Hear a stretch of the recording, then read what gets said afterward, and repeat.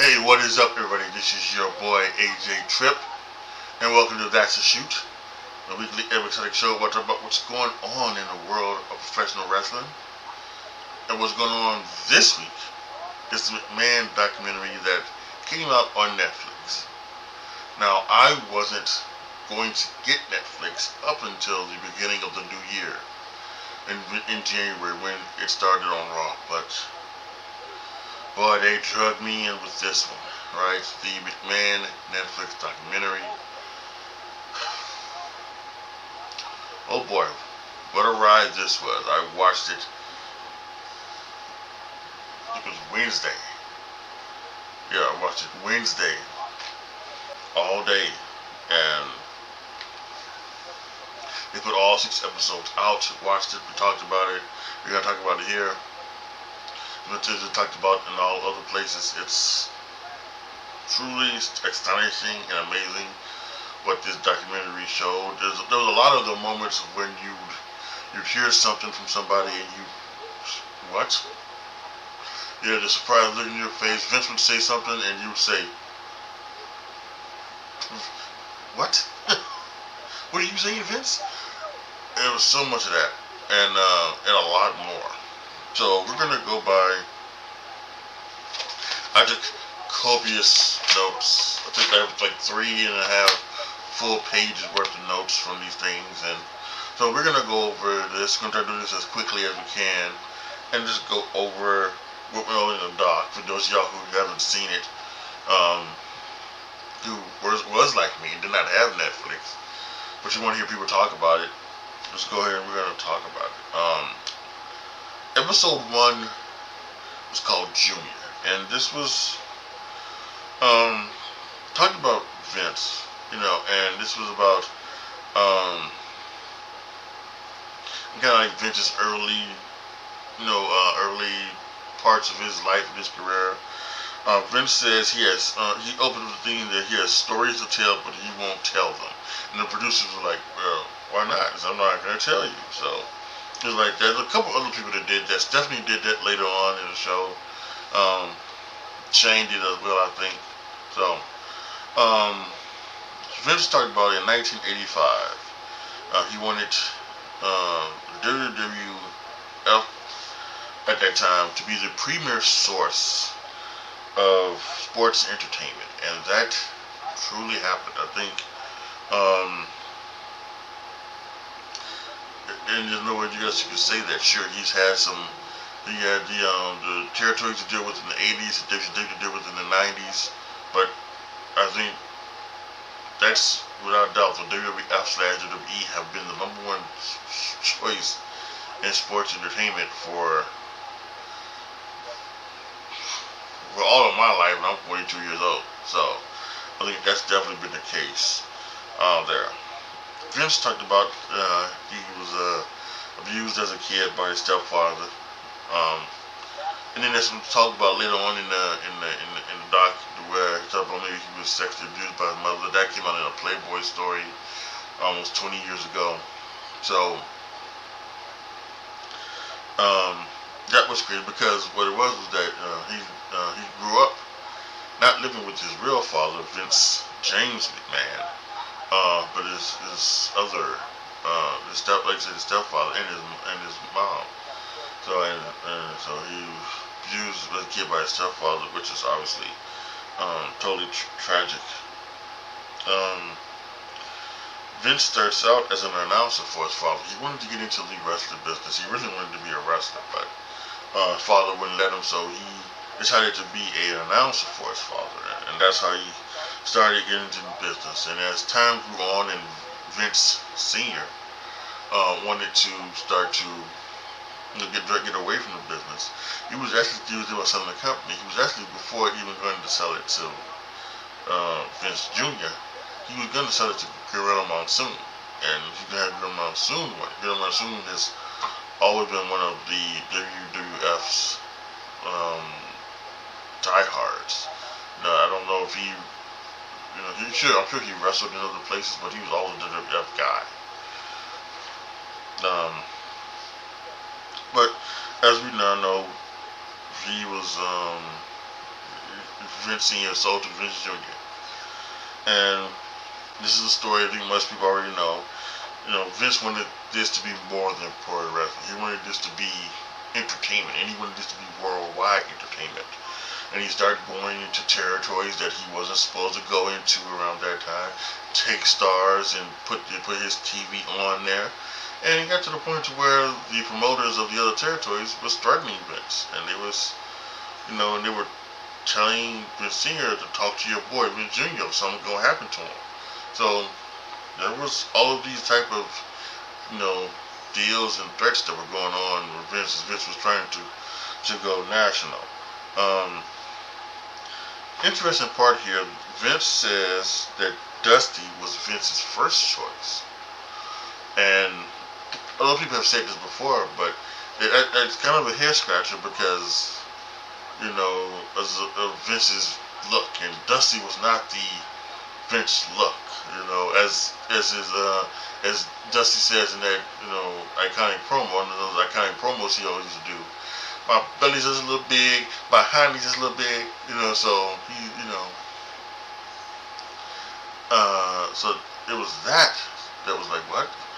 But he wanted Dusty apparently, and Cody says that from what Dusty had told him, he just didn't believe in it. He didn't think that Vince would be able to go now like he wanted to.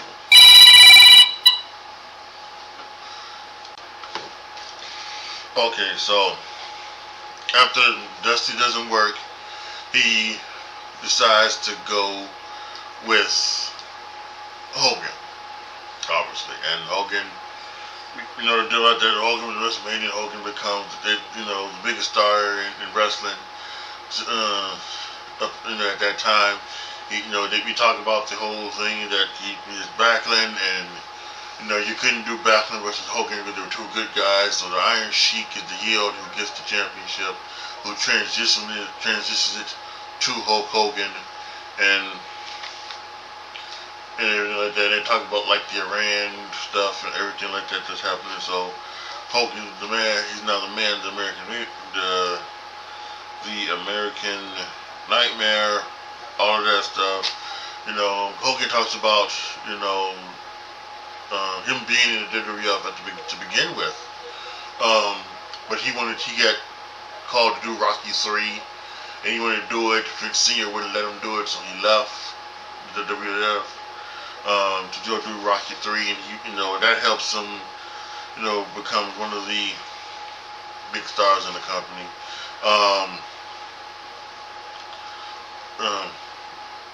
When talking about Iron Sheik and Iran, they talk about the evil foreigner gimmick. Well, you know, maybe he was out of line or anything like that. And you know, there have been some people today where it's like, you know, the evil foreigner is it works, you know, because, you know, with Rusev was in WWE, he was the evil foreigner, and they even had the League of Nations, which was evil foreigners. Are these out of line? Are these taboo? And they're never ones. I mean, this may be the world wrestling entertainment, and it's worldwide, as we can see by this year with Germany and everything like that. But it's primary in the States. The primary location for WWE is in the States. So Gunther, being the evil foreigner, works, and it always will work, because we do in this country do have pride. Just because the folks over in England or the folks over in Australia don't get the whole evil foreigner thing because it doesn't matter to them because they're not American, who gives a fuck? Sorry. You know, it works here, and that's where we're primarily located. So it's always going to be a thing.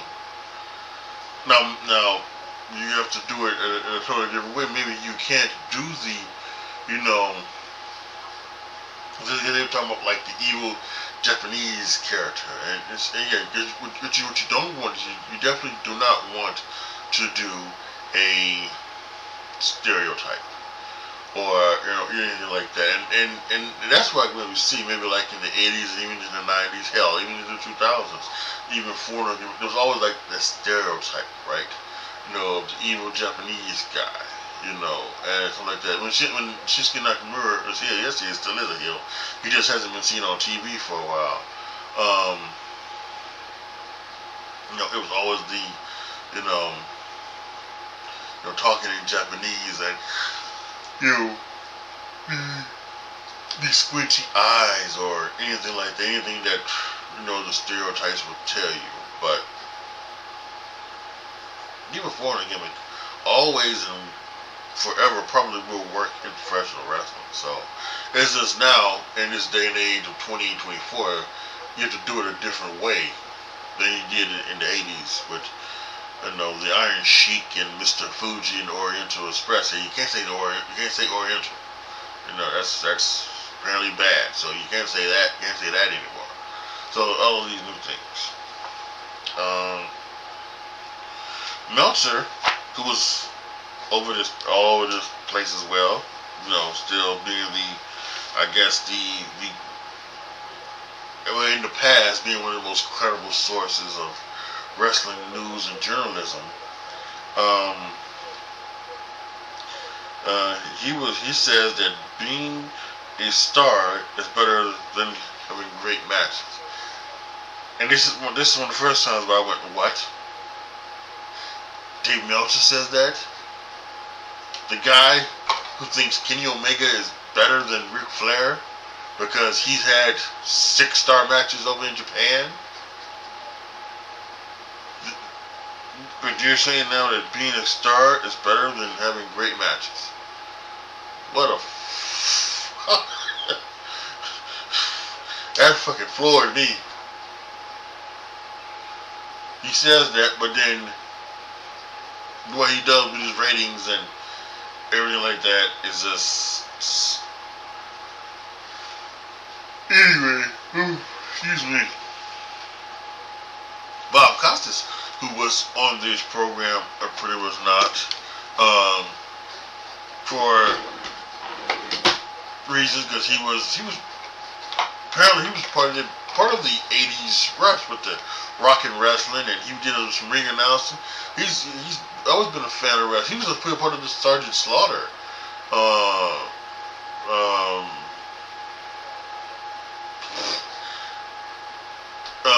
biography on A&E. So later on he talks about in the doc in another episode he talked about how he was always a fan of wrestling and how wrestling was to him one thing, and when he liked it was fine, but once he went to another place he didn't like it and he thought it was utter trash. So Costas has always been kind of highbrow in his way of thing. Remember, he stopped doing football because of the whole CTE and concussion things, and it had a real effect on him. So he stopped doing football on NBC. And we'll get to see CTE later, by the way. But Costas talks about being a part of the whole WrestleMania rush. To bring in Mr. T, that leads, of course, to WrestleMania 1. So all of this stuff is going on in WrestleMania 1, right? Then they kind of stop that, and they bring up the whole John Stossel stuff, right? And he's doing a thing on wrestling, things like that, and he's walking with Hogan down the street, and Stossel asks him about blading. Basically, he asks him, "Do you cut your forehead so that you can bleed?" And Hogan says no. And then cuts to Hogan in 2021 during the interview. He says, I told him no, but just the day before, I've got all the cuts in my head, healing from, doing the blading, just a couple nights ago. So he has that.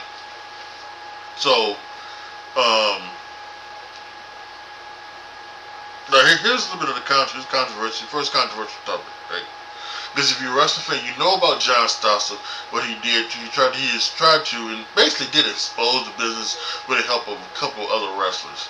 And one of the things this thing is known for is that he asked David Schultz, who was working for WWF at the time, his wrestling fake, and David Schultz slapped him pretty hard. And the stories have always been that Vince McMahon kind of told David Schultz, go out there and, show him who's the boss. Tony Atlas is in this, documentary. And by the way, you wonder why he's in this documentary, but I think he's in this documentary to tell the truth. Because we've got Hogan, we've got Vince, we've got Bruce Pritchard, all putting their spin, for their stuff in this show, right? Tony Atlas has no reason to lie, for no reason whatsoever. And we'll get to one of the big things he talks about later on, in I think in episode 2 or 3, he talks about. But he has no reason to lie, so there's no reason why you can't at least say that, he's making up stuff. Now, I think with every one of these people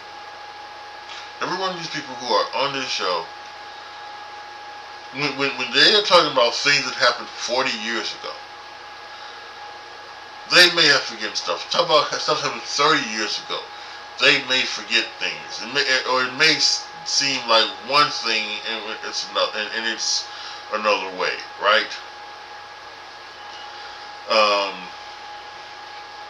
They talk, the curtain call. They talk about the curtain call in one of the episodes.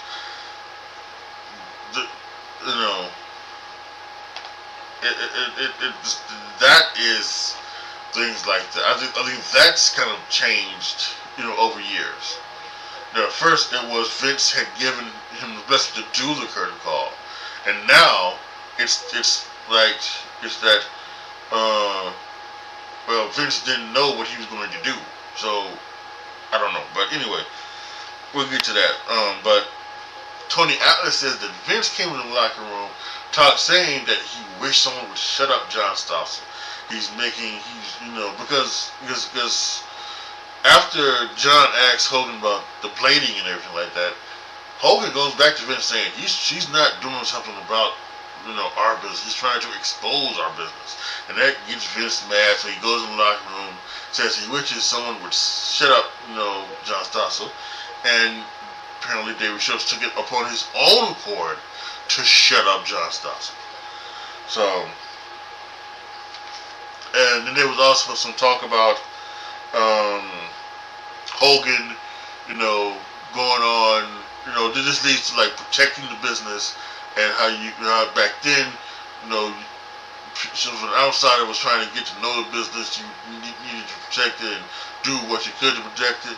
And they talk about Hogan and T going on Richard Belzer's talk show at the time, and he puts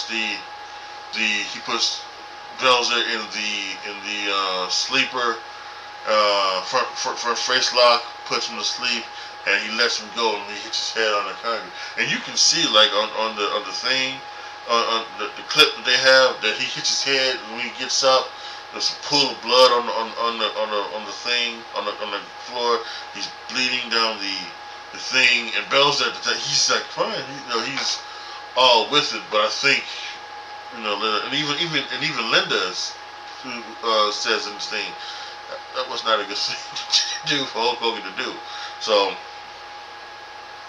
and that pretty much wraps up episode 1 of Junior, named Junior, which was fascinating. And then we get into episode 2, which is called Heat. And of course we know what the heat is, but there's different types of heat. We start episode 2 talking about Saturday night's main event, and how that was a show that when Saturday Night Live was on hiatus, they would get the opportunity to do Saturday night's main event, and it was a big time money making event for them, and of course we talked about it's coming back this year, December 14th. I think is is the thing where it's going to be on Saturday coming back. So it's coming back. You know, this is part of the new deal with the USA Network. So we got that. They go into Jesse Ventura, trying to unionize the players, and Hogan snitches on Jesse to Vince, and Vince has that meeting where apparently he tells everybody, if you go to this meeting, you're fired. But many people say that this was never going to work anyway. The unionization of wrestlers was never going to work anyway. The wrestlers were not going to go ahead and go to be with Jesse on this. So this was a non-factor even to begin with. They talked about WrestleMania 2 and the failure success of that, being in 3 different cities, you know, for WrestleMania. Said it was as much as it was a success, it was also a failure. They wasn't never going to do that again. And then that, of course, goes to WrestleMania 3, the Hogan Andres thing, everything like that. And they talk about the 93,000 stuff.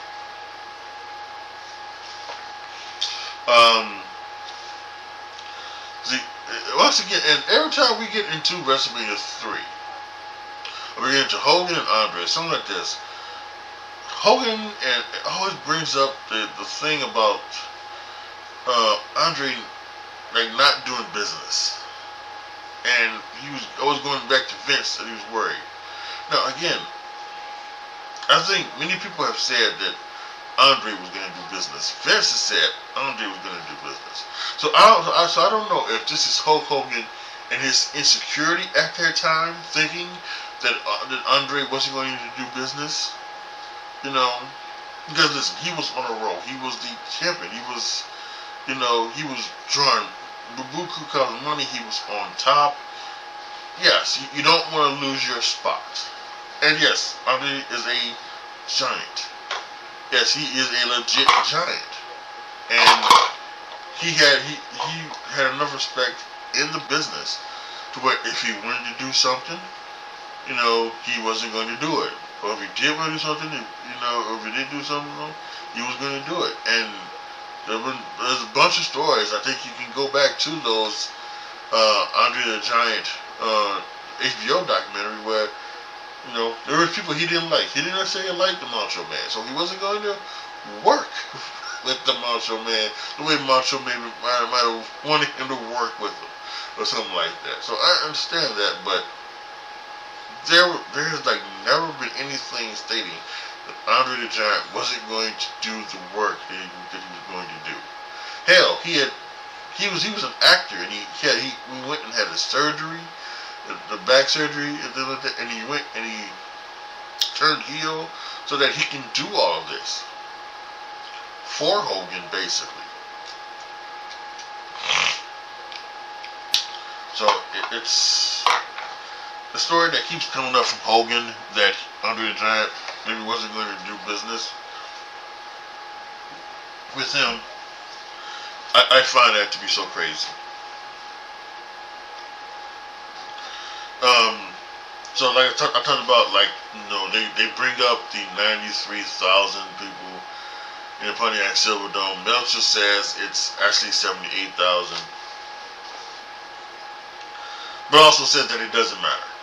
It was the biggest show up until, you know, at that time, the biggest wrestling show in history. And in some cases I agree, right? In some cases I agree.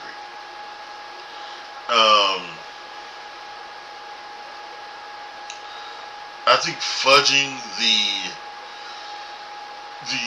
attendance is not necessarily needed, and I don't think every company has done it.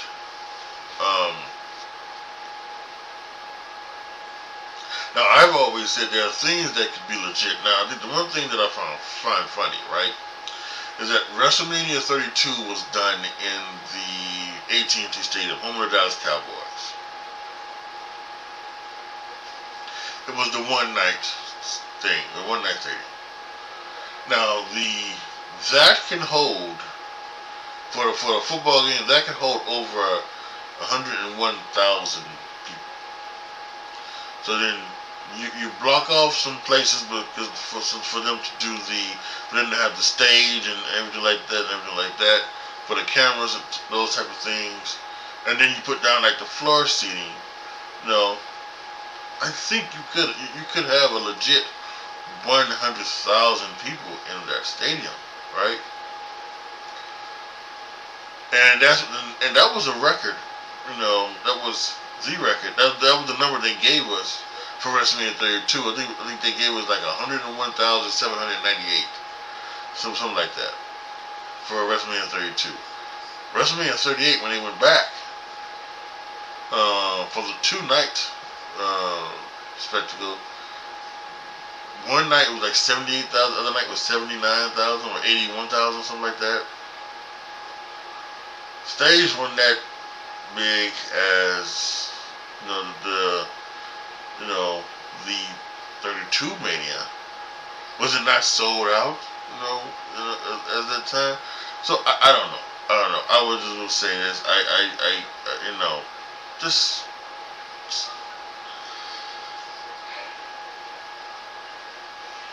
things like that don't need to be. Let's just go and let's just do the right number so that we don't have to like try to talk about this years later. So anyway, let me try to do some of these here.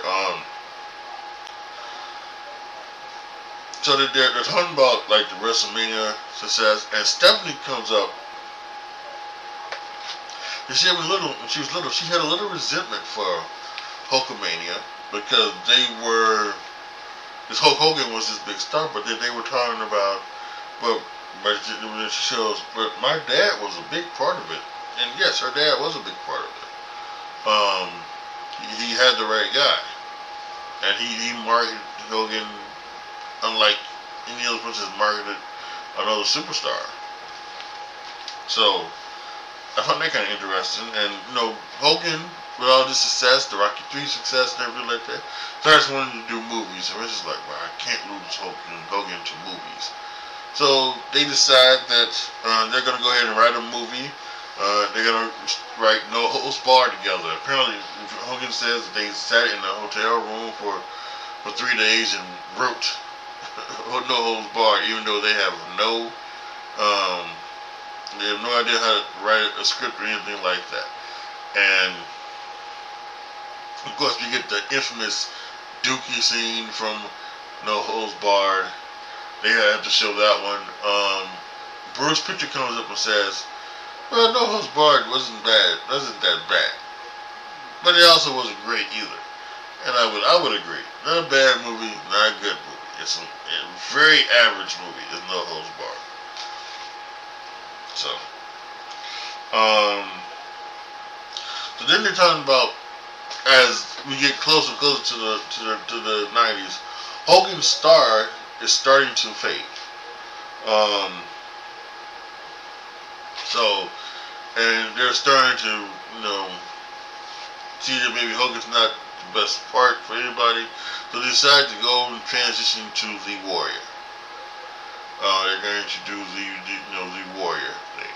And they're going to have Hogan versus Warrior. Hogan wins. They don't go too much into that, but they go to Warrior. But then they go right into, well, the Warrior wasn't doing that great either on top. So then they have to go back to Hogan. And this is at a time where now they're doing the WrestleMania 7 thing. We get into that where Sergeant Slaughter turns heel. And he becomes an Iran sympathizer.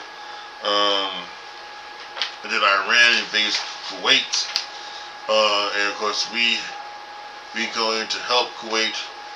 So we're a part of that. Sergeant Slaughter, he starts to get death threats and things like that. So they kind of turn down, they tone down the rhetoric a little bit, but they're still going to have the match. They don't bring up the venue change here. And I wonder why. If you don't know, WrestleMania 7 was originally going to be held in the LA Coliseum. Outdoors in the LA Coliseum. Again, that's 100,000. That holds 100,000 plus thousand people for college football games and everything else. So there'll be 100,000 people in the LA Coliseum.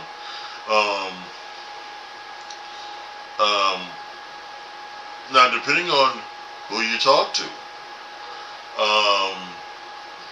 if you talk to people inside the WWE, they got bomb threats because of the heat Sergeant Slaughter was getting, so they moved it to one of the LA arenas. If you talk to anybody else, they would tell you that ticket sales weren't going so well, so they changed venues. It just recently happened for NXT in St. Louis. It's going to be at one venue. Ticket sales were not great, so they moved it to a smaller venue. It happened a couple years ago with Money in the Bank. Money in the Bank was supposed to happen at Allegiant Stadium. Ticket sales were not that great, so they moved it to another stadium in Las Vegas. So that's what happens in this business. AEW should take a look at that. Maybe think about that sometimes. They get into the things about steroids, and the guy George Zahan, who was arrested in that whole steroid controversy, he's talking about him. He sold steroids to Vince. Vince took steroids and everything like that. It wasn't illegal at first to distribute and sell steroids, but even taking steroids wasn't illegal. But it then became illegal, so they had to, but just Dr. George Allen was still doing it. It goes into Hulk Hogan going on Senior Hall and really just fluffing up everything. Vince even told him, go on Senior Hall, tell the truth, tell that you took steroids, but then tell the people that you didn't do it. But he didn't. He went on Senior Hall and lied his ass off, as he always has done for most of his career. And the backlash on Hogan was extreme. It was so extreme that at some point they had to go away from Hogan, because they felt like it wasn't right, and they had to go towards some different type of guys who were still in shape, like Bret Hart, like Shawn Michaels, but wasn't the big bodybuilder type of things. To get into Phil Mushnick, this is the first time we get to Phil Mushnick. Phil Mushnick, who basically started a vendetta against the WWE and Vince. He's the ones that told all the stories about the things that were going on in the shady parts of the business, the steroids, the way they wrestlers were being treated, the way women were being treated. Tony Atlas even says that they abused women back in the day.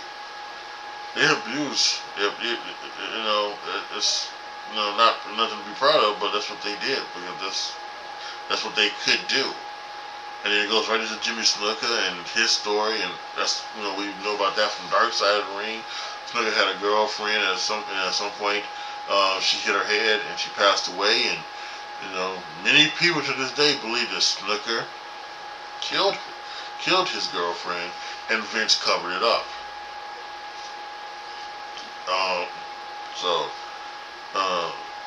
There was that.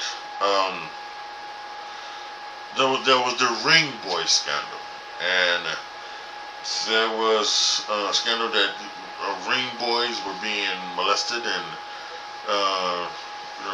by men. There was one guy.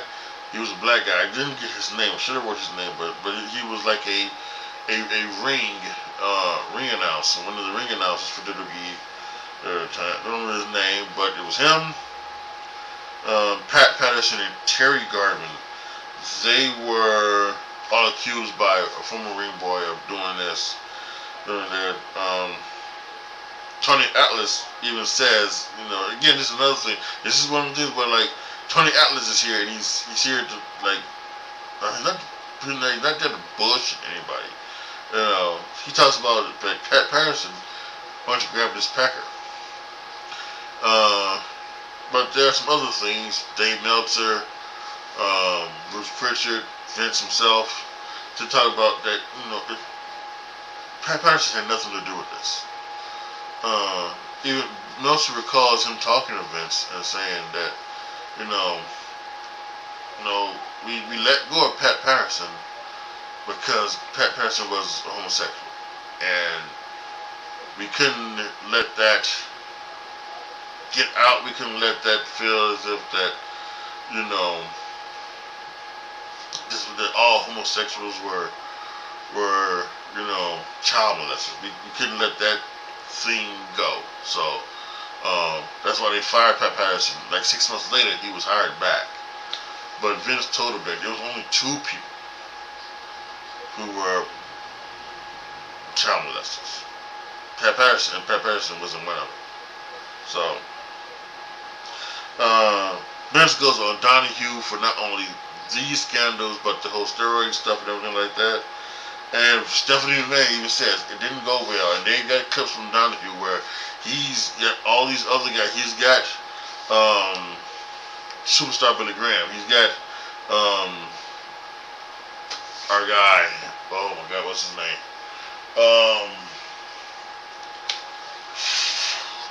I can't even think of it. That's getting old. I can't think of the guy's name, but it's the Bruno Sammartino. They got Bruno Sammartino.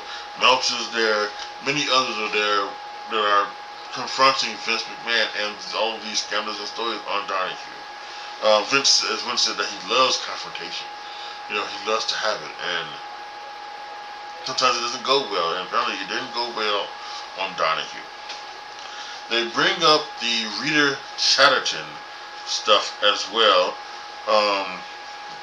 She was Rita Marie. She was the first female referee in the WWE. She apparently accused of rape. She accused Vince of rape.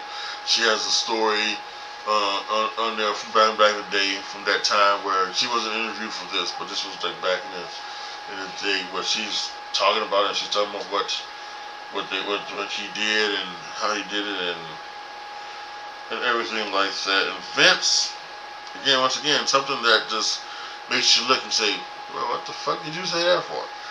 And he goes on and says, he denied that this rape even happened. But for some fucking reason, he says that even if it did happen, the statute of limitations were up.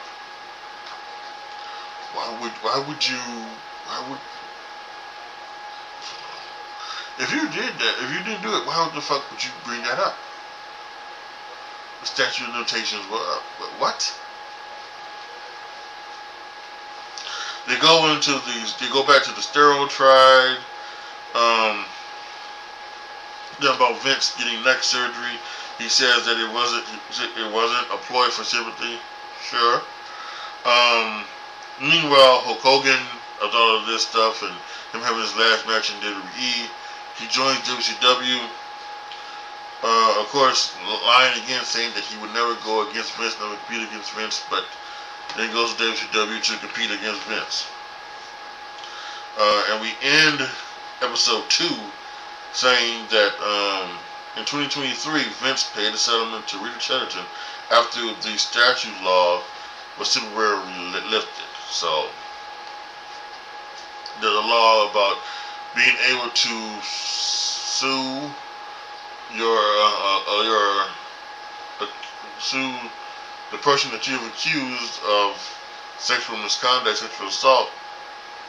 You could go, even though the legal and violent statute of limitations was up, they lifted the statute of limitations of being able to, sue them. And so she sued them, and then they 2003, Vince settled the lawsuit. Episode 3 was called Screwjob. Wonder what this is about. And we talked about the first Screwjob, which was Randy Richter being screwed by WWE and Fabulous Moolah. Moolah rolled her up. She kicks out. Referee counts 3, gives her the title. Yada yada yada. Vince comes up with the nothing personal, it's just business line. So we go back to the steroid trial where Hogan talks about the U.S. government wanted him to say, and he said what he said was that if you give me immunity, I'll say whatever you need to say. And he then apparently just goes gets in line and tells the quote-unquote truth, which was that Vince never sold him steroids, Vince never gave him steroids, Vince never told him to do steroids, any of that. Meltzer has said, he said this in prior chance before, he said that this lawsuit was always a witch hunt, and the U.S. government never had a chance to win because Vince never did any of this. They got the guy in George Sirhan, but this was never anything Vince, but they wanted to go after Vince. So doing all of this, business was down, and Vince thought he needed another Hogan. So he chose Lex Luger to be the next Hogan. Obviously, we know that did not work out correctly.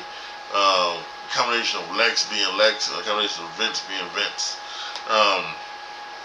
But now WCW is starting to compete with WWF.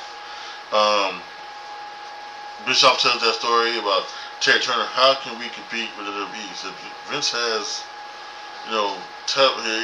live television. We're on Monday night prime time.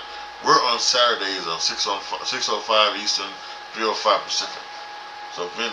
So Ted Turner gives Bischoff 2 hours on Monday night to compete with Vince.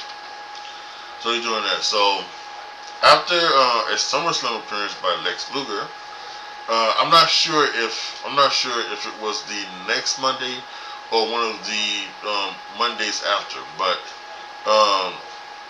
Lex's last appearance was SummerSlam 95, where he ran off Sir Mo in the match between Diesel and King Mabel. He ran off Sir Mo. But then on the first episode of Nitro, he comes out on there, and comes out and he gets in Hogan's face, like that. It's a big surprise. And then we talk about how Eric Bischoff was trying to do anything to get at Raw. He would give away the matches. They even showed a clip where he talked about Shawn Michaels hit the pin the big guy with the super kick. Stay here. Don't turn over to that competition. They're doing nothing. He would do all of those things. He would give away all of the things and everything like that. They did not talk about the Mankind situation and everything like that. They never talked about that. They talked about that in What Killed WCW. They didn't talk about that here, which I thought was very interesting. I think they probably should have talked about that. But they had so much other stuff to talk about that you can maybe see why they didn't go there. And so Vince won't sell the competition. And what that means is that Vince won't let you know that the WCW success was getting to him.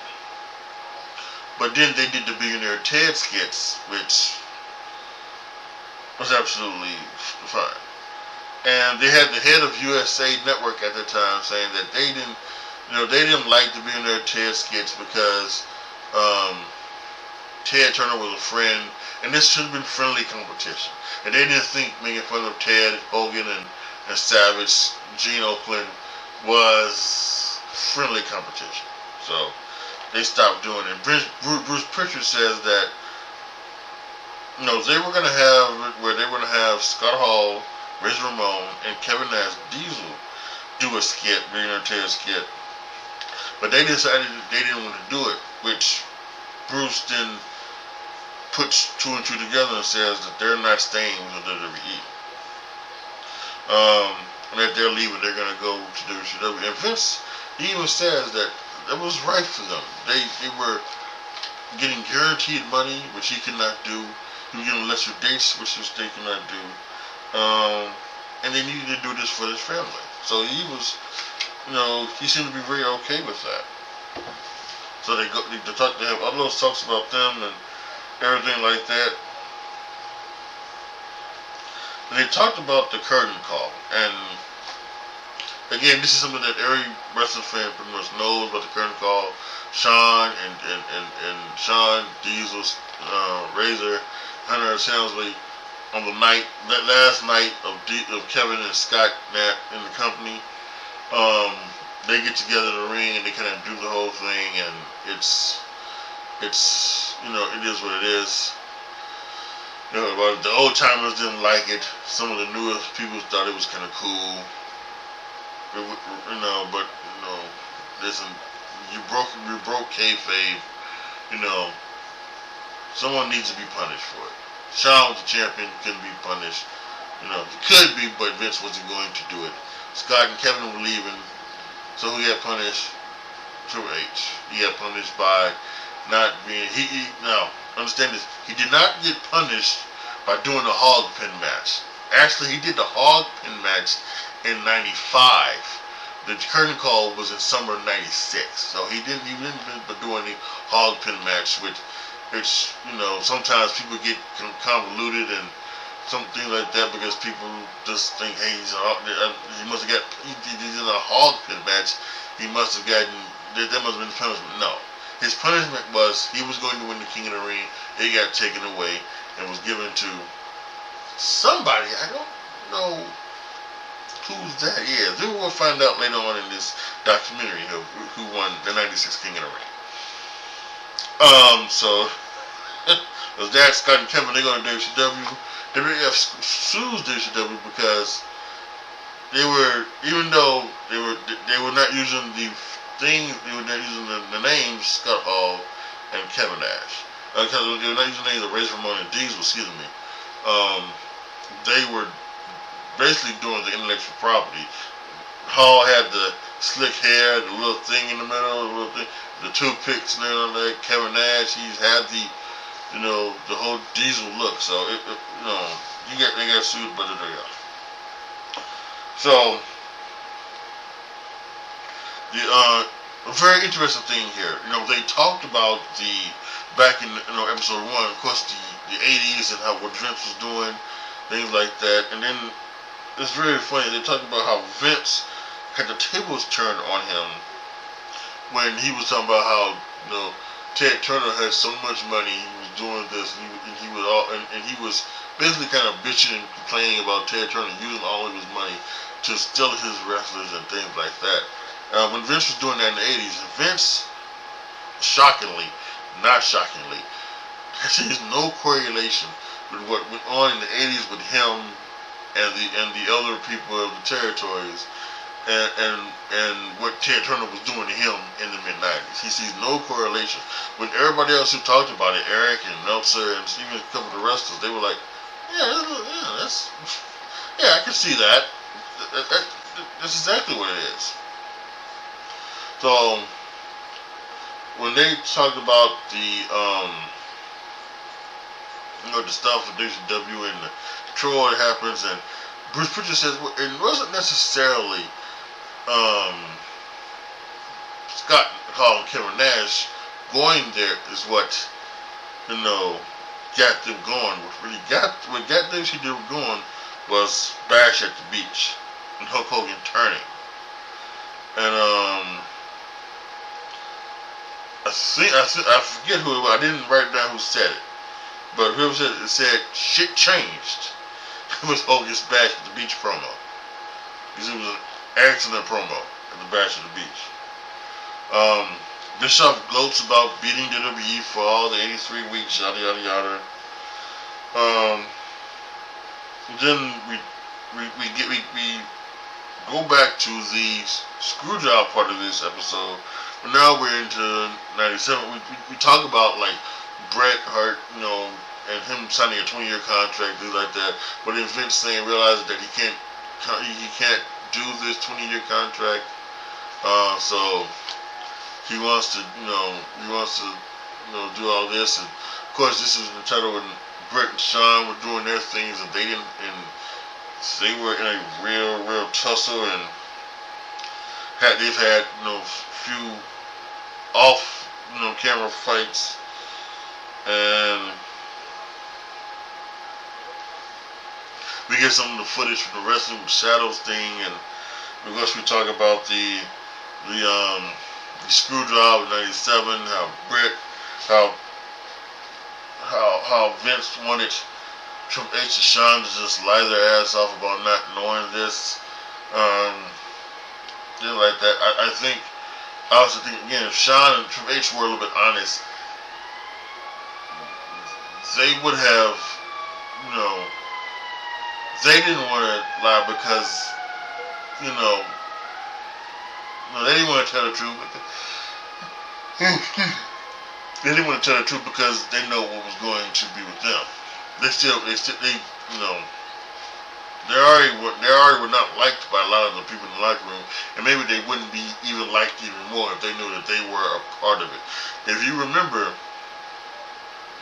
dozens of wrestlers, including Mick Foley, did not go to the Monday Night Raw after Survivor Series because of what Vince did with screwing Bret Hart.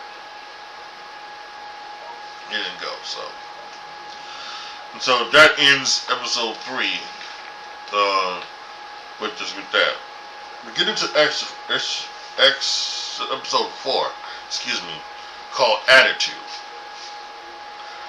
And you have to see this to believe it, because Vince has this schoolgirl energy. When he starts talking about Dr. Jerry Graham and him wanting to be Dr. Jerry. I mean, it's like if you ever seen like one of those old time movies or the old time cartoons where the schoolgirls like, this is what Vince is doing. He's about Dr. Jerry Graham. You have to see it. They continue from episode 3, the whole Brett and Brett screw Brett stuff, Mr. McMahon.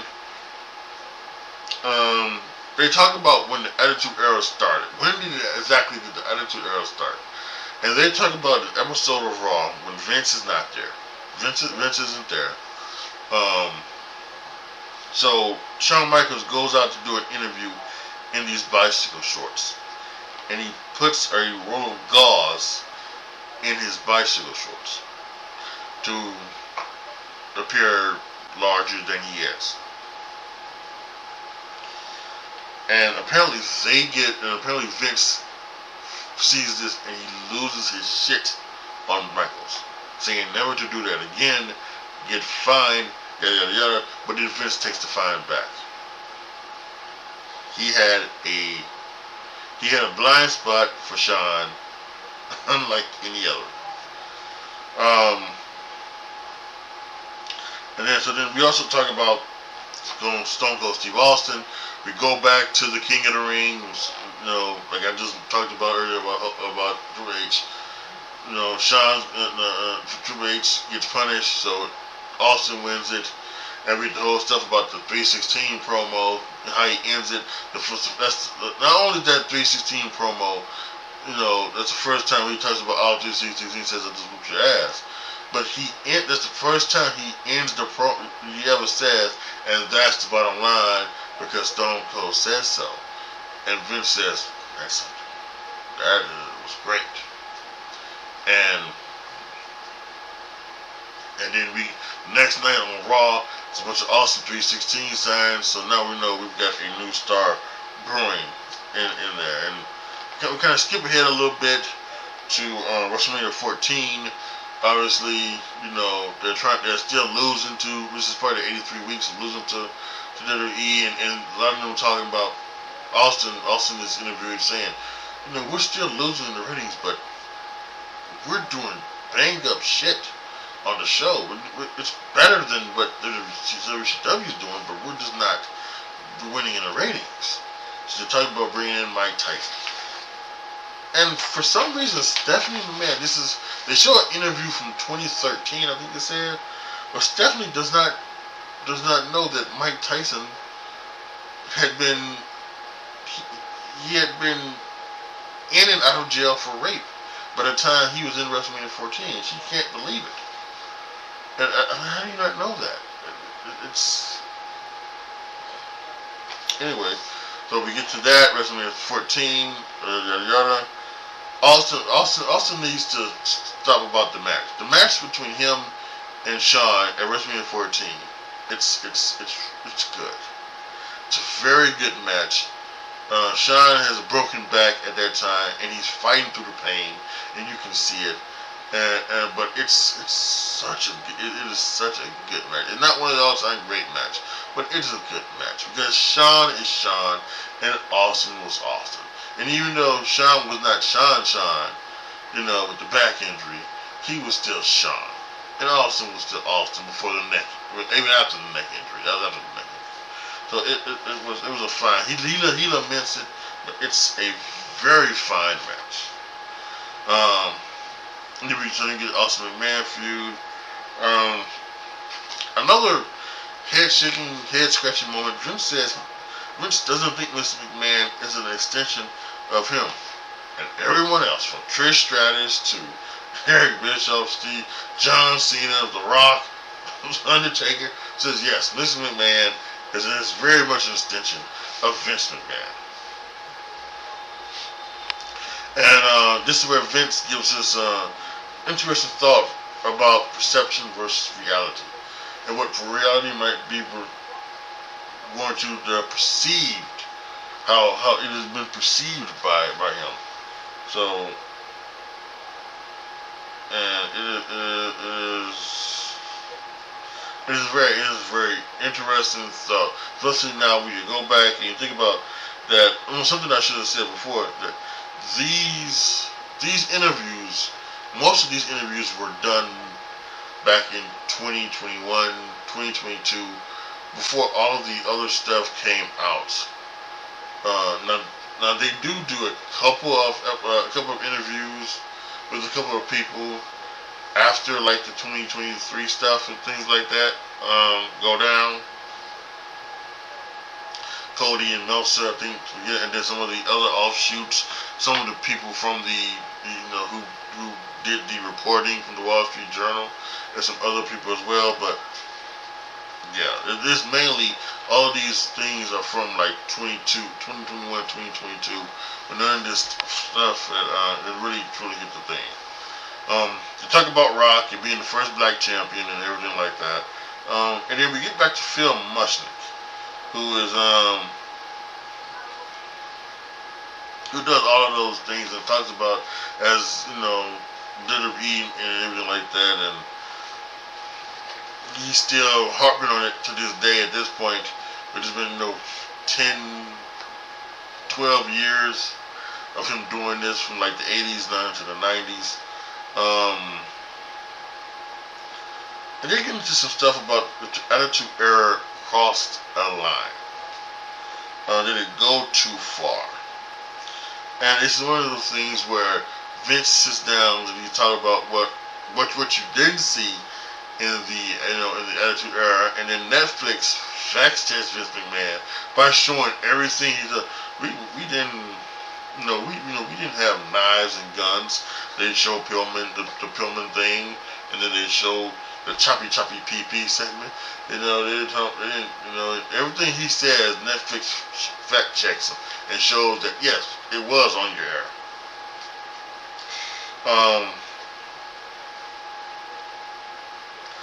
We get to the Owen Hart stuff.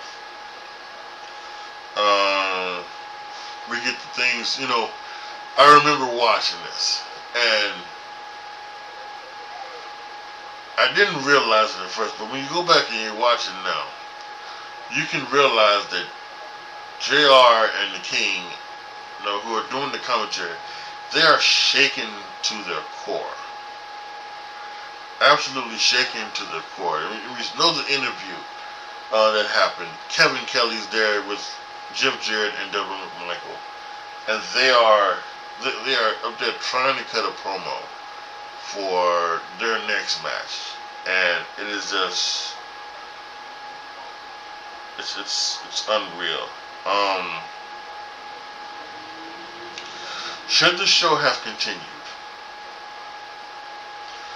Vince says the live show, the live audience didn't see it because they were in the blackout. The TV audience didn't see it because they were showing stuff on television. Yeah, maybe the show should have gone on. Brett kind of actually says that he feels that if that was his son Shane, the show wouldn't have gone on. Vince comes back and says, well, no, yes, the show would have went on.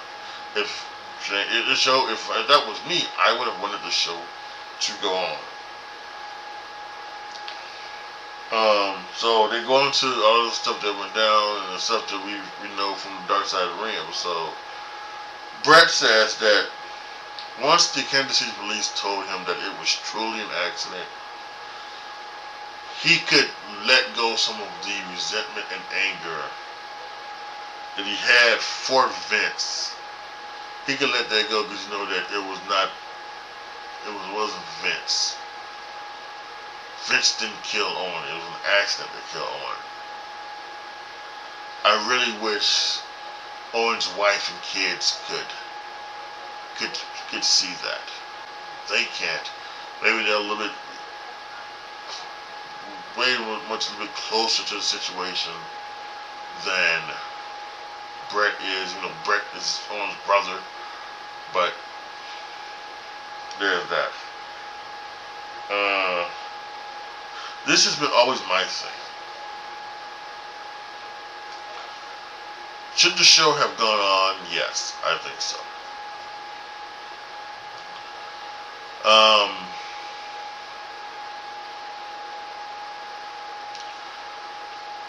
It wouldn't happen today, even if he wanted to go on.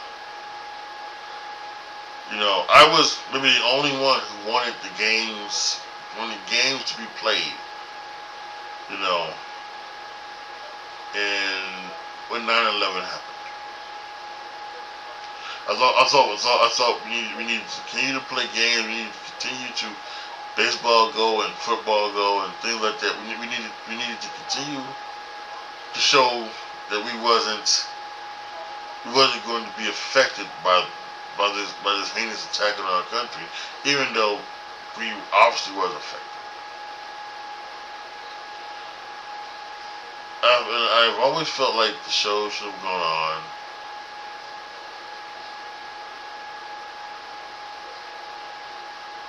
I don't know. I can't even let you know why. I don't know if I even get an answer. I just feel like it should have gone on, and that was the right thing for them to do. Again, like I said, in this day and age, if something tragic would have happened like that, yeah, the show wouldn't go on at all. And that's okay. But I don't think that's a big deal. I don't think it's anything like that. The show did go on. It is, so. But, yeah. But also one of the greats that night. And that's how episode 4 Screwjob. Is that episode 4 Screwjob was... No, episode 4 was Attitude. Because it was going to the Attitude Era. Attitude. So that was Attitude. So, yeah.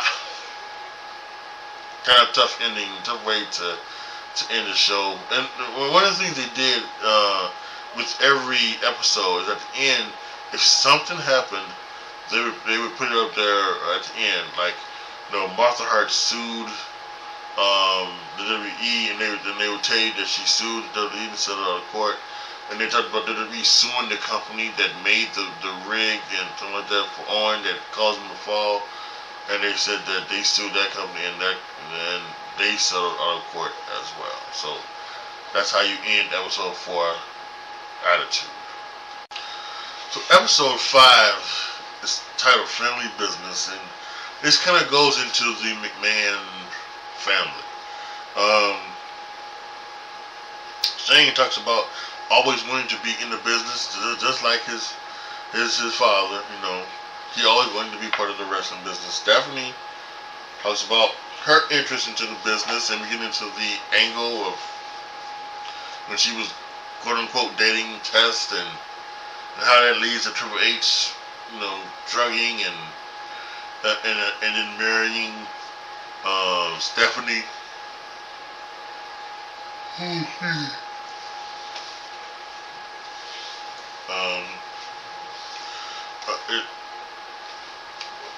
Stephanie doesn't miss that everything that a lot of things that Vince talked about for her, that it was always weird that all these ideas for her came from Vince.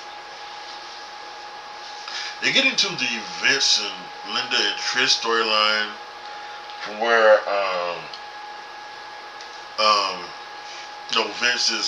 Vince has sedated Linda, and she's not, and he's doing things where he's kissing Trish, and he has this maniacal look and laugh when he talks about kissing Linda, in front of, kissing Trish in front of Linda.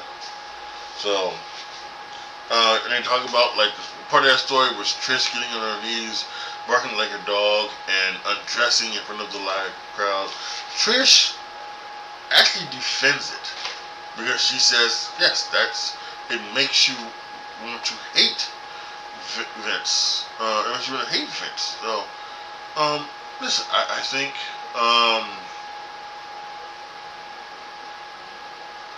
I know some people have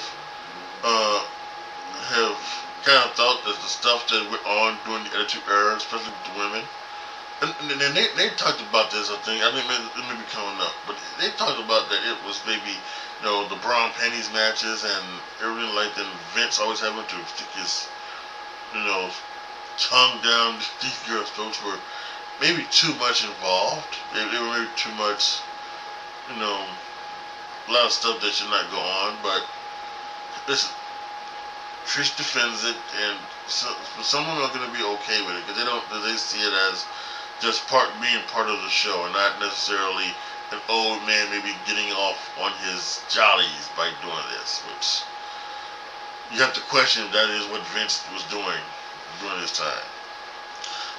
Again, talk about the WrestleMania 17 match between Shane and Vince, and of course the legendary spot of Linda McMahon standing up and then kicking Vince right in the balls after saying that they had sedated her and she wasn't sedated, and that was tremendous. And we get into all of that. They bring up the Sable lawsuit, which she sued WWE for sexual harassment, and then years later she's back on television as as Sable being, again, kissing and diving all over Vince McMahon. We get into the sale of WCW for $2.5 million, which is still amazing. He only paid $2.5 million for WCW. They talk about the XFL and how that was a failed try at football. Again, I will say this. I think the first go around, I truly believe one of the reasons why it didn't work the first time around was the fact that they changed basically the game of football, because it was that one game. It was just the second week of the season on primetime Saturday night. It was the Chicago Enforcers against. I don't know if it was the Las Vegas team or if it was the Los Angeles team. It was one of those two teams. But that game went into overtime. And it not only did it overrun the overtime, it overran so far that the Saturday Night Live starring Jennifer Lopez was delayed as well. And NBC got all up in the butts about it. Lauren Michaels got all up in the bits about it, so much so that they changed the game so that it was always a running clock. The clock never stopped. It was always running, so that you wouldn't have these situations anymore of the XFL overrunning into the thing. And at that point in time, that's not what football was. The clock stops in completion. It doesn't keep going. The clock stops when you run out of bounds. It doesn't keep going. Now, surprisingly, at that time, there are things some of those things have changed, where if you go out of bounds, the clock stops for a little bit, but then it does start back running once like the ball is set.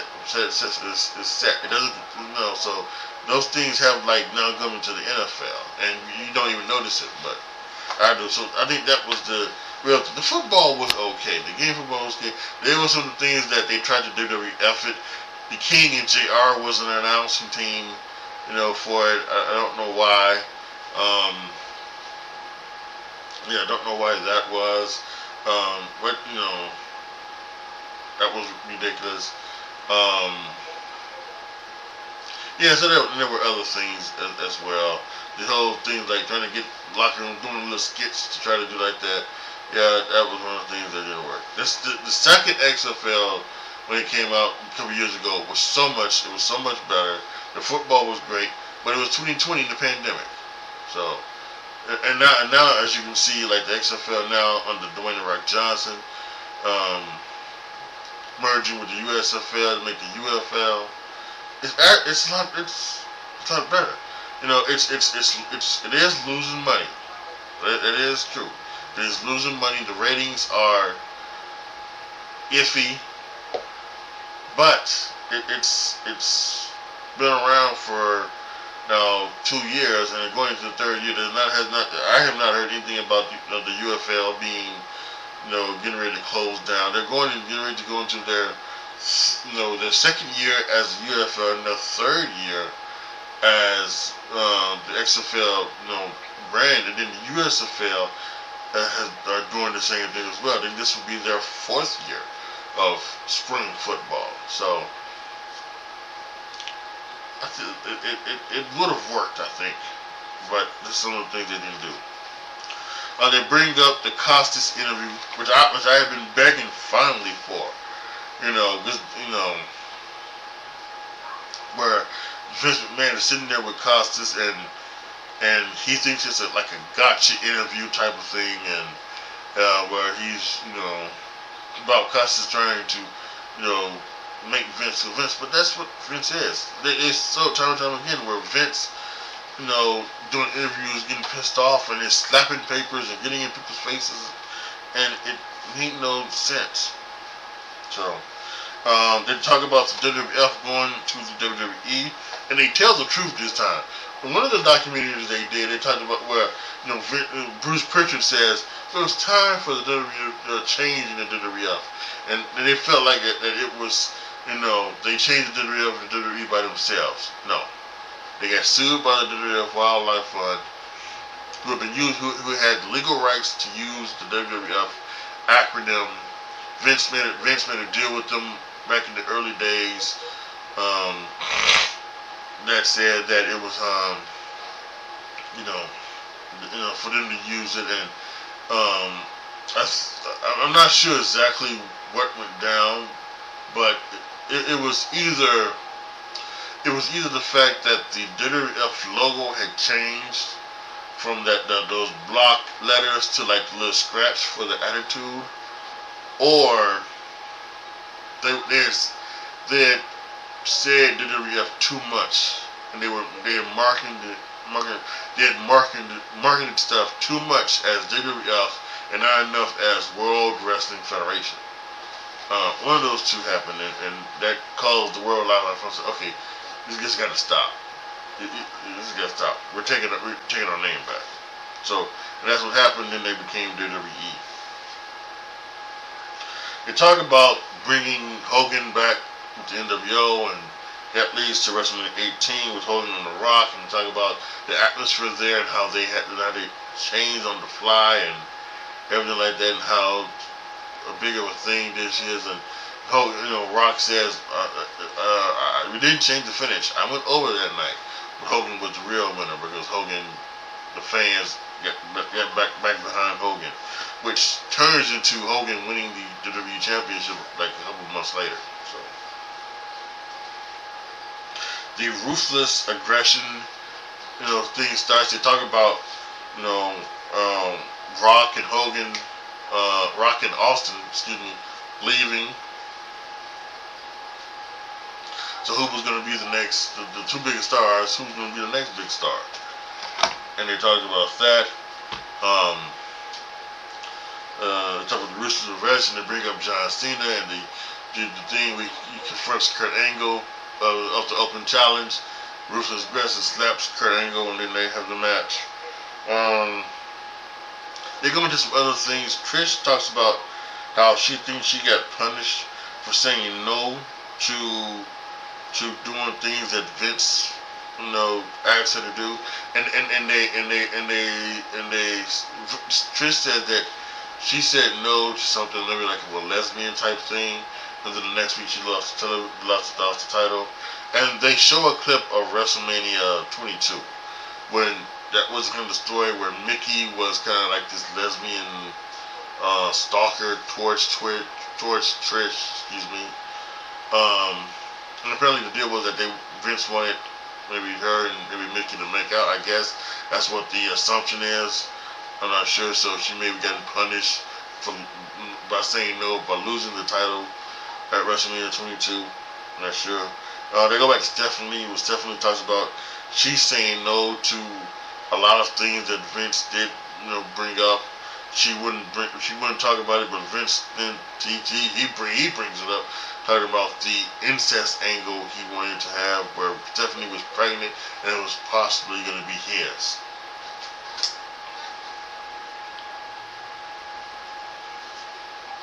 Vince McMahon, everybody.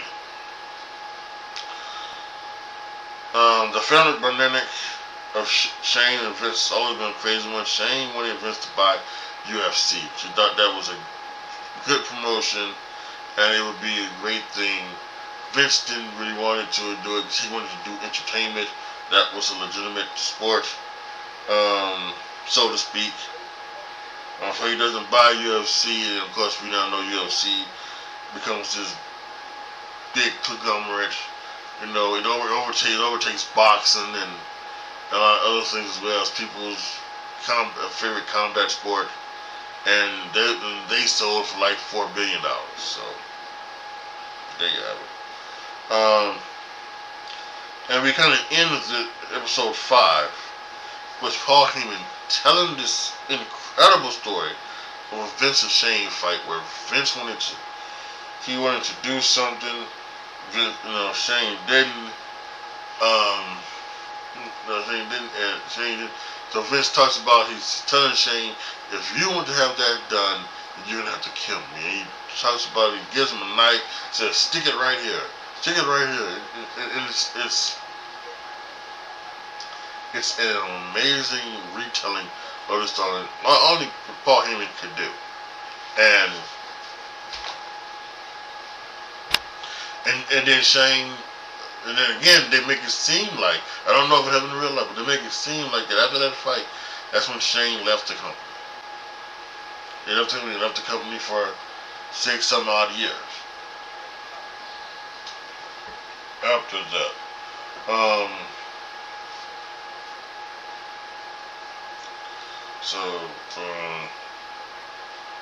Yeah. So that was it for episode 5. And then we get into the last episode, episode 6, they call The Finish. Again,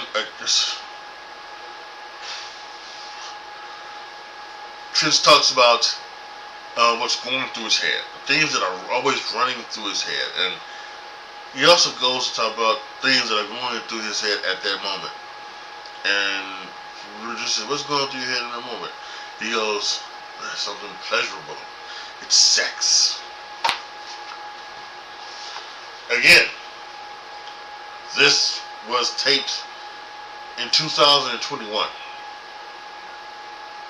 And all that stuff with the affairs seemingly, being happening. They get into the battle of the billionaires with Donald Trump and how, and amazingly, when you think about this now, WrestleMania 23, was this 2007? WrestleMania 23, 2007, there was a Donald Trump chant on Monday Night Raw in 2007.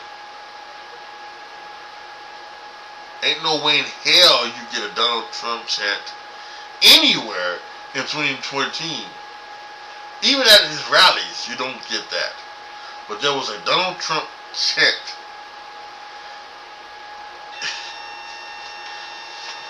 in 2017, in 2007. Incredible. So we talk about Donald Trump stuff, right? About $1 billion WrestleMania 23, the biggest WrestleMania in the pay-per-view era. Up until that time, I do think that the once in a lifetime pay-per-view, WrestleMania 28, surpassed them. And actually, and when you think about it, I think that was actually the last pay-per-view before the whole WWE network came around. They go into the death of Mr. McMahon, and that storyline with how that was going to happen. Of course, the Benoit tragedies then happened, and they were talking about CTE and how that could have been effective.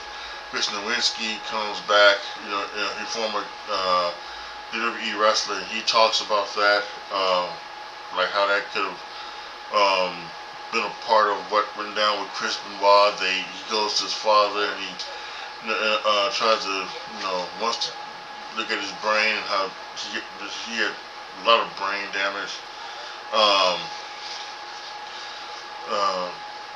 A lot of people, Vince and Austin in particular, they might be the only two actually. There might not be a lot of people, but this may be them too. They don't necessarily think that CTE had something to do with what Chris Benoit did, the stuff that Chris Benoit did. It kind of sounds like them protecting the business, which is, if you go through the territory, that's a lot of things that Vince, some of the other stuff that Vince has been doing, he's been doing under the guise of protecting the business. And I kind of think, once again, he's protecting the business by saying that Chris Benoit, those things didn't happen. But I think when you think about it, I think there's a little bit there. I think there's something to it. It's in football, and I think it's in wrestling, it's in boxing, it's in UFC. Yeah, it's CTE thing. I think is a real thing. And then talk about the early death of all of the wrestlers, and Vince doesn't claim any responsibility for that. They showed even the clip of him talking to Armin Contain, once again grabbing at Armin's papers, and Armin Contain, asking Vince about this, and trying. And Vince says, no, I don't claim no responsibility for it. So that Vince are not taking the concussion seriously, even after the WrestleMania 30 match with Undertaker, which Undertaker says that he does not remember anything about that match. He remembers what happens the day of, when Vince tells him Brock Lesnar's going over. He remembers the stuff that happens afterwards when he's in the hospital, but he does not remember the match whatsoever. But Vince is still saying concussions isn't a thing. Come on now, folks. Seeing Tua Tagovailoa just a few weeks ago, again, getting a concussion and locking his hands and fingers. Concussions are a serious thing.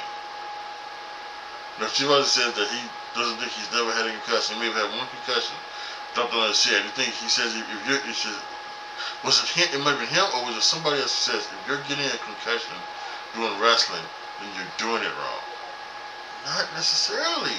Again, Undertaker said that they took the headshots out of wrestling, and he's like, I didn't like it.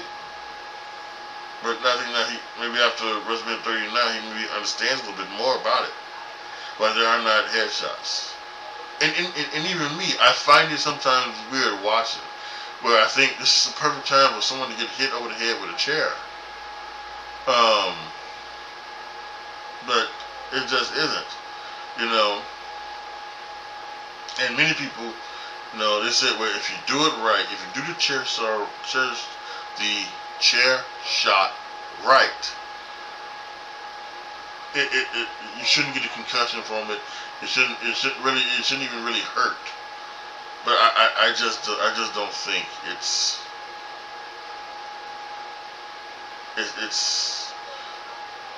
I would not deal with it. Yeah, I wouldn't do it. Not anymore. I just wouldn't do it. We talk about the TV PG era coming around. Why that was changed because of the sponsors. To go about the Divas era of wrestling and how they were treated, and I think that's where we get into some of the things about talking about the Brian Penney's matches and and things like that, and then the return of Shane O'Mac. We talk about that. He comes back before WrestleMania 32. Is that 2016 maybe? I'm not sure, but he comes back in WrestleMania 32 to wrestle The Undertaker, because The Undertaker, the person who was going to wrestle The Undertaker, got injured. I can't remember if it was John Cena or who it was, but it was gonna be come back. Shane McMahon takes his place, and Shane McMahon does the death-defying stunts, including taking a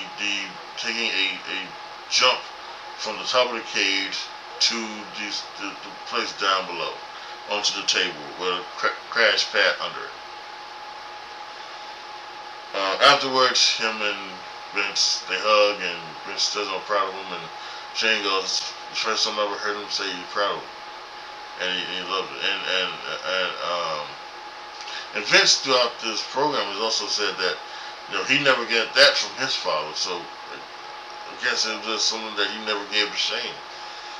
I don't know if he did it on purpose or he just did it subconsciously, but so that's when they talk about Shane's wrestling career. Really bring up that epic King of the Ring 2001 match with Kurt Angle, where Kurt Angle tries to suplex Shane through glass, and he doesn't break because it's not the sugar glass. It's an actual it's like the real type of glass or whatever it is, and Shane just falls bump on his head. Talking about a concussion.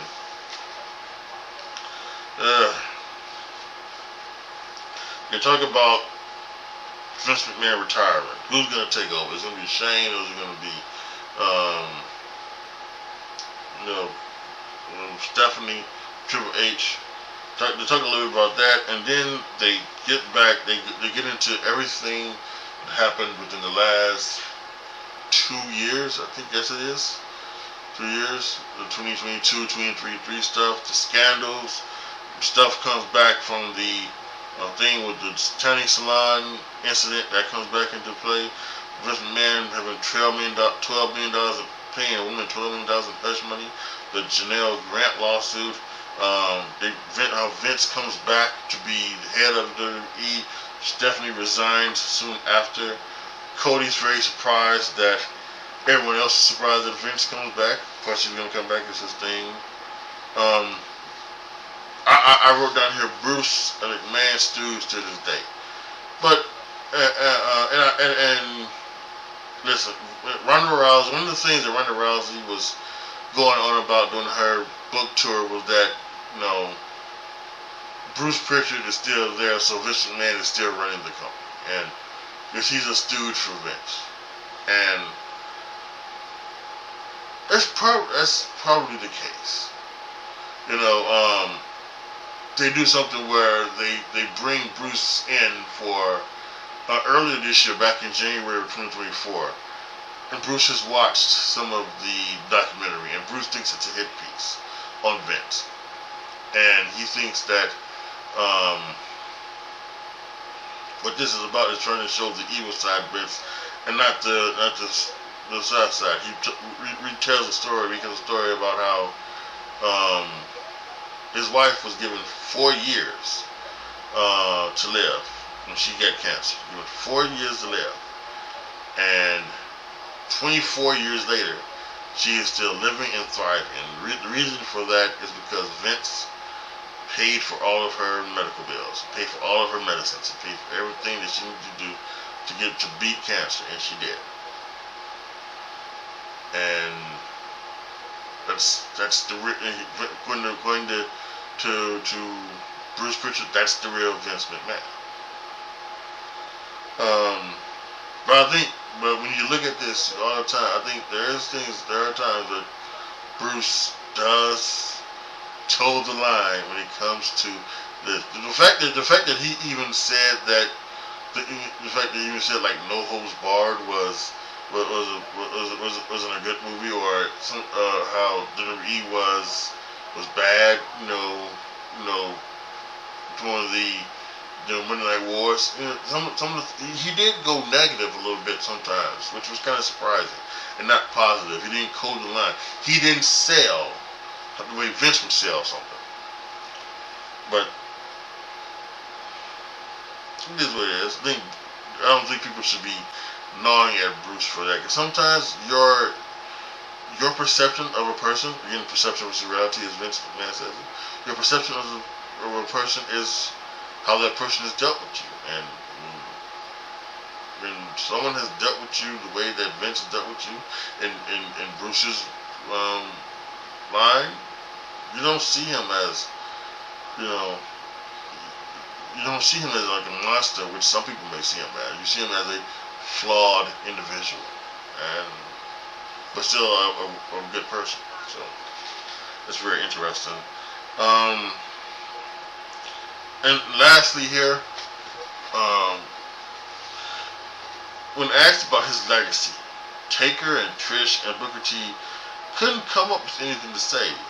Tony Atlas says that he's the greatest promoter of all time. Vince doesn't have anything to say about his legacy either. And of course, he once the things came out, the scandals came out in 2022, he did no more interviews for the program. All the interviews for like the last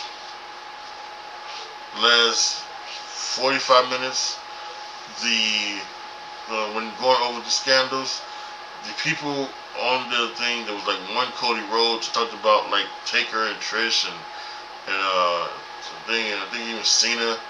They, when asked about his legacy, they couldn't really give a legacy.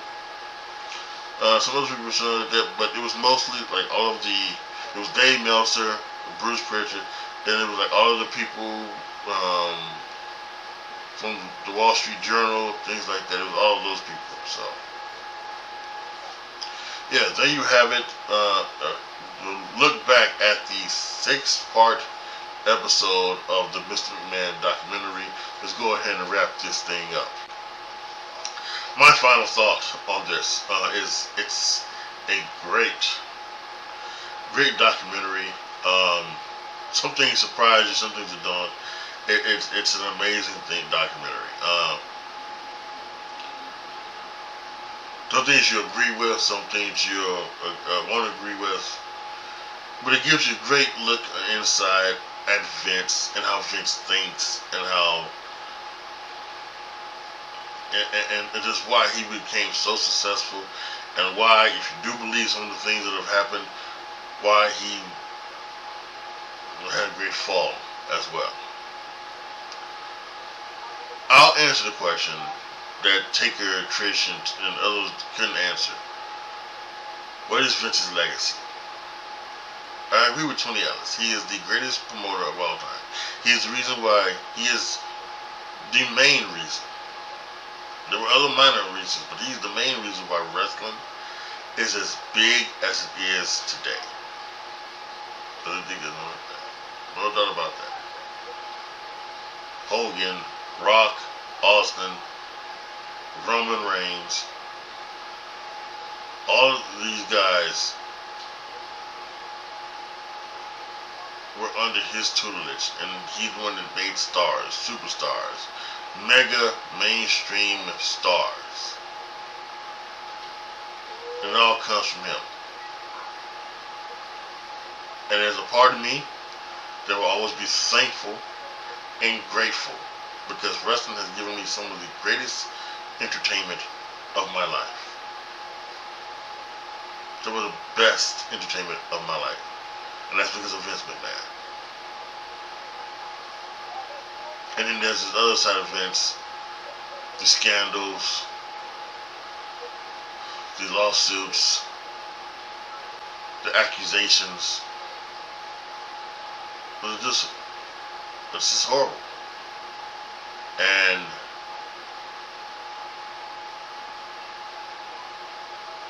even though there are no things about, there's no way to find out if he's truly innocent or truly guilty of any of these things. We'll never find out. That's between him and all these people who have been his accusers. There's just been too much accusations, though, I think, for him to be lauded over, right? I mean, I don't know if people will want to do that in person. Like, will Vince McMahon be put in the WWE Hall of Fame? Of course he deserves it.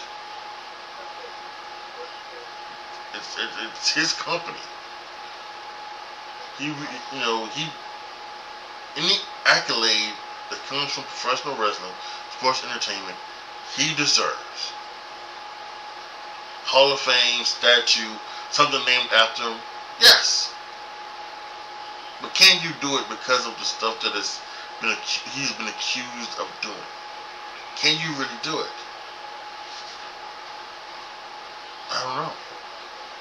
I just don't know.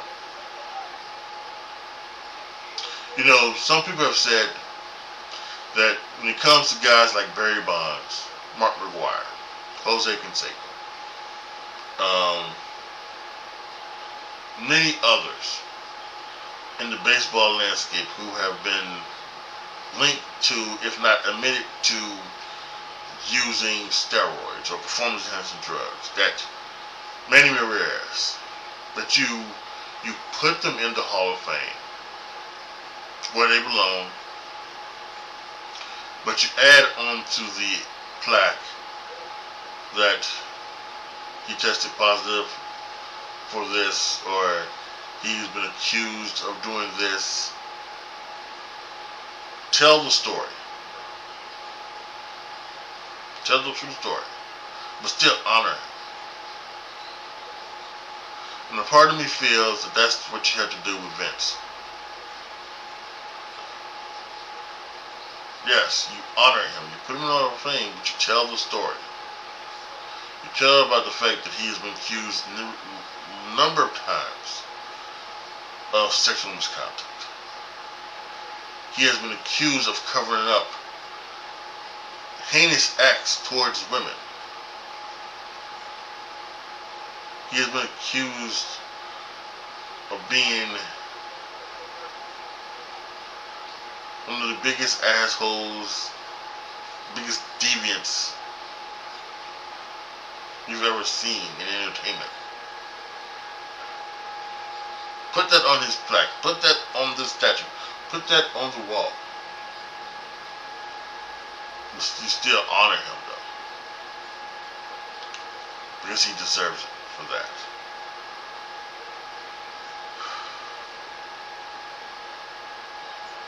Yeah. That's my thought. As for the documentary, if you've not watched it, watch it. Netflix, they got me. They got me. I said at the beginning of this, I wasn't going to try and get Netflix until the new year, when Raw was going to start. But I had to get it so I could see this goddamn documentary. And I don't regret any of it because the documentary was fantastic. I would say if you have not watched it, if you're waiting for it, if you're waiting for like reviews like mine or anything else, recaps, watch it for yourself. It's astonishing. Post your comments down below. Tell me what you guys think. Let me know what you guys thought about my recap / review in the comment section. If you have any questions about it, let me know. If you've seen it, let me know what your thought was about the McMahon doc in the comments as well. Amazing. like the video, share the video, subscribe to the channel. And as always, thank you guys so much for watching. This is your boy AJTRIP signing off. As always, be good to each other, y'all. Be careful out there. And I am out.